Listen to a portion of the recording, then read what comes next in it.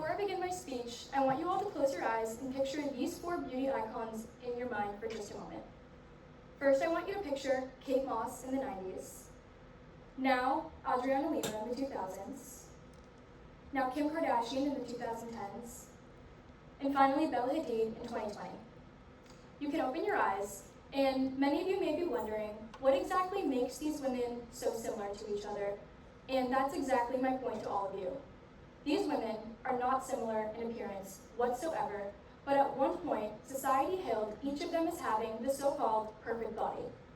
The ideal body promoted by society is both psychologically unattainable and harmful. And this is a really significant issue because exposure to unrealistic beauty standards through various forms of media leads to us having a distorted sense of self-worth. As college students, we are constantly facing immense pressure from all sorts of people, such as our peers, professors, parents, and most importantly, ourselves. When we are under this constant evaluation, we become especially vulnerable to internalizing these standards and judging ourselves based on our appearance rather than our internal worth. I'm a psych major, and so for the past year at Clemson University, I have been researching concepts such as body image, social media, and things of that nature, and how they intertwine. And additionally, I'm a female college student who grew up in a time completely dominated by social media, and so I have been a victim of these beauty standards no matter where I look. Today, I will talk to you about how the beauty standards harm our psychological well-being, why they continue to persist in our society, and how we can help to reduce their harmful impact. So, now that you know what I'll be talking to you about today, let's take a look at some of the harmful effects that the psychological unattainable beauty standard causes. So society's ideal beauty standard negatively impacts our well-being and lowers our sense of self-worth. And exposure to these images increases our dissatisfaction with our body and our social comparison while simultaneously lowering our self-esteem. According to Holland and Teigman, who are experts on body image and media effects, in a 2016 article published by Elsevier, they found that viewing idolized images on social media leads to lower body dissatisfaction and increased appearance comparison. So essentially when we're doing something as harmless as scrolling on our favorite apps such as TikTok or Instagram, we are deliberately placing ourselves in an environment designed to trigger comparison between ourselves and what we're viewing on the screen in front of us. Additionally, body dissatisfaction increases our risk of anxiety, depression, and disordered eating behaviors. According to Rogers and colleagues, who are professors of applied psychology with a focus in body image, in a 2021 article published through Elsevier, they found that longitudinal research, which is research that spans across many years, found that higher body dissatisfaction was associated with more severe disordered eating behaviors and greater depressive symptom scores in young adults. So what may start as a passing thought while we're scrolling, such as, why don't I look like her, or how can I look more like her, can actually spiral into us having a greater risk of anxiety, depression, or disordered eating, which is only powered through the rise of social media. So, now that we know some of the harmful effects that these beauty standards cause, we can examine why they continue to persist in our society today. And so we must understand that the beauty standard is reinforced through 2 things: social comparison and normalized medical intervention in order to achieve the so-called perfect body. So humans are naturally wired to compare themselves, and this is completely normal and natural, but it is only intensified through the use of social media. According to Farduli and Bertinian, who are well-published academics in the body image field, in a 2016 article published through Elsevier, they found research that consistently shows that social media use is associated with body image concerns because people make more appearance-based comparisons while they are browsing these platforms. So essentially we can think of appearance comparison as a bridge, and on one side is scrolling through social media, and on the other side is body dissatisfaction. And the more that we continue to scroll and see these beauty standards in our day-to-day lives, we cross that bridge into being more dissatisfied with our bodies. Additionally, in recent years, I'm sure that many of you have seen Ozempic and other GLP-1 weight loss drugs that are widely showcased on social media, which normalize rapid weight loss, and they glamorize malnourished, unhealthy, and scarily thin bodies.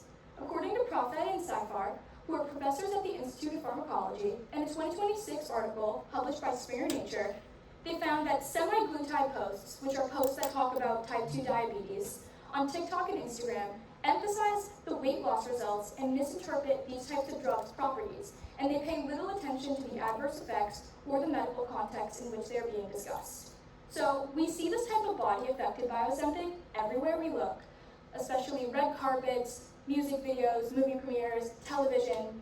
Basically every single form of media we see, we are bombarded by these scarily thin celebrities showing us that it is okay to try and attempt to look like them with no sort of medical intervention at all. And this repeated exposure tries to tell us that it's normal to try and want to look like this when we know that it is impossible without the help of any sort of medication.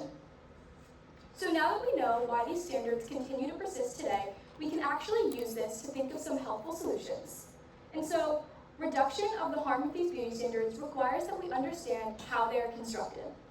And so my solution to you is to raise awareness that beauty standards are both socially constructed and globally unstable. According to Abduli and his colleagues, who are academic researchers with an expertise in psychology, in a 2024 article published by the Multidisciplinary Digital Publishing Institute, they found that culture plays a powerful role in shaping how people view bodies, and that beauty ideals differ notably among all sorts of different societies. And so, while we may be familiar with the beauty standard here in the US, you may be unaware that the beauty standard in Africa is a larger, taller woman, while the beauty standard in Japan prefers a smaller, petite, short woman. We can implement this solution in colleges nationwide by incorporating media literacy into first-year seminars for college students.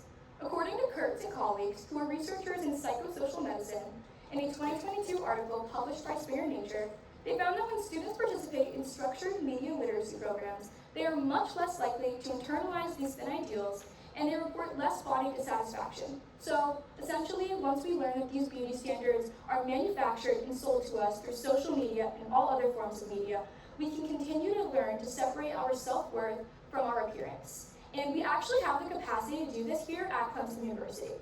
Clemson has a mental health budget, which we can pull from to fund these sorts of classes and seminars, and we can utilize TAs and psychology grad students to help teach and instruct these classes, making this both a cost-effective and a feasible solution. However, there are some critics that claim that the beauty standards are completely harmless. Many see them as a method for self-improvement, or even as a motivator to look and feel better about themselves. But what they are missing is one key component, is that this is not a surface-level issue, and it actually stems much deeper. When our worth is tied to external standards, this is terrible for our mental health, because we are placing our happiness and our worth on something that is impossible. Today, I have talked to you about the harm that these beauty standards cause, why they continue to persist in our society, and an effective solution to help reduce their harmful impact. The beauty standard is psychologically unattainable and harmful, and so I urge you to do one of the following things by the end of the week. Unfollow an account that promotes unhealthy body standards, have one conversation with a friend that shifts away from your appearance and towards an internal quality that you admire about yourself, such as a hobby or a talent, or research what the beauty standard looked like with a simple Google search, 50, 100, or even 200 years ago. These intentional actions may be small, but they will help to weaken the beauty standards set in place to us as individuals in society.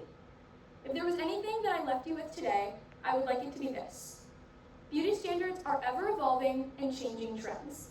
They span across countries and centuries, but that is all that they are, trends.